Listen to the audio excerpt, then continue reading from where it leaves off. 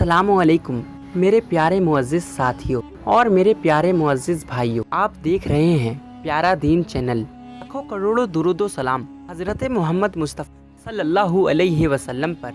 आज हम आपके सामने हमारे प्यारे नबी हज़रत मोहम्मद मुस्तफ़ा सल्लल्लाहु अलैहि वसल्लम और एक हिरनी का वाक़या पेश करने जा रहे हैं। एक जंगल में एक हिरनी रहा करती थी।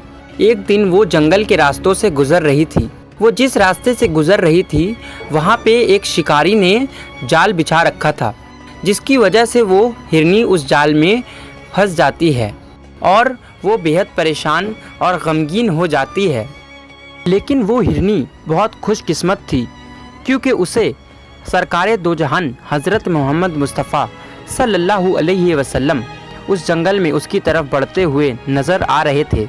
उस हिरनी ने जैसे ही सरवरे आलम हज़रत मोहम्मद मुस्तफ़ा सल्लल्लाहु अलैहि वसल्लम को देखा, वैसे ही कहा, आका रहम फरमाइए।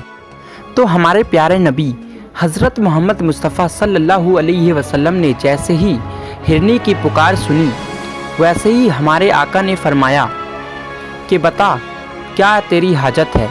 तो हिरनी कहने लगी कि आका, मैं आज रास्ते से गुज़र रही थी तो जंगल में किसी शिकारी ने मेरे लिए जाल बिछा रखा था, मैं उसमें फंस गई।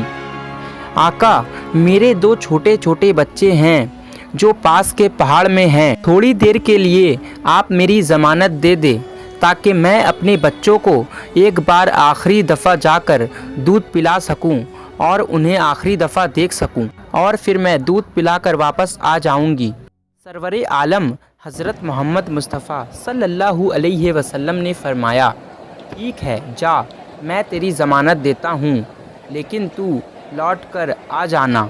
हमारे प्यारे नबी ने हिरनी को रिहा कर दिया और वहाँ पे खुद इंतज़ार करने लगे। शिकारी जो मुसलमान ना था, वो आकर हमारे प्यारे नबी को कहने लगा कि अगर मेरी शिकार हिरनी वापस ना आई तो मैं अच्छा नहीं करूँगा।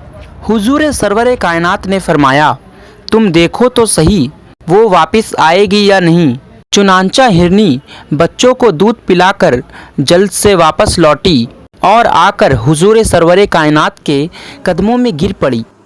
ये माजरा देखकर जो एराबी था यानी कि शिकारी, वो बहुत ही ताज्जुब में आ गया और वो भी हुजूर के कदमों में गिर पड़ा।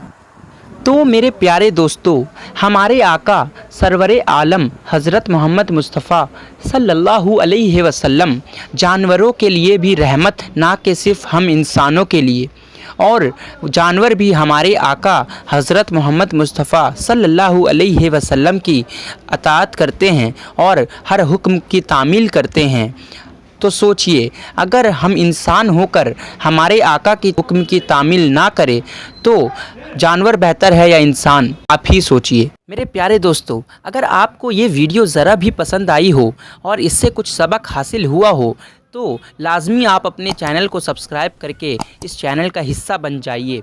हम मिलेंगे अगले वीडियो में इंशाअल्लाह।